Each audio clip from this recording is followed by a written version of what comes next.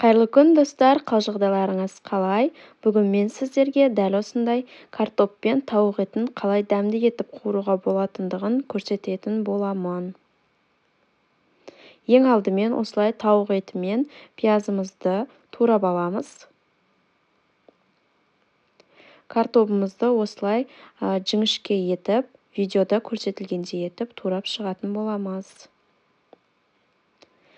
Қызған қазанымызға сұйық майымызды құямыз, кішкене көптеу құямыз сұйық майымызды. Қызып тұрған майымыздың үстінен пиязымызды салып, жақсылап қуыратын боламыз. Қуырылған пиязымыздың үстінен етімізді салып, етімізді де жақсылап қуыратын боламыз.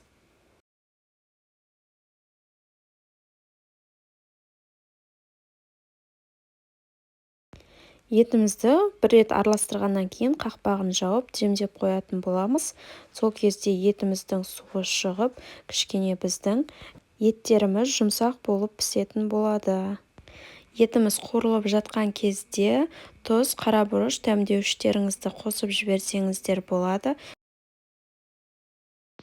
Тауық етіміз тез пісетіндіктен осылай тауық етіміз пісті жартылай.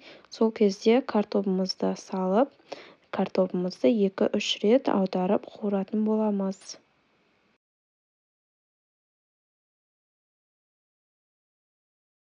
Әр қуырып болған сайын міндетті түрде қақпағын жауып, демдеп қоямыз. Жасап жатқан тамағымыз одан да дәмді болу үшін мен мұнда укроп және де көкпияз қостым. Сіздер де қоссаңыздар болады өздеріңіздің қалауларыңыз бойынша. Міне достар, біздің картопымыз пісті. Қараңыздар, етіміз де пісті мұнда. Біздің тамағымыз дайын болды. Дайын болған тамағымызды осылай ыдысқа орналастырып шықтым салып.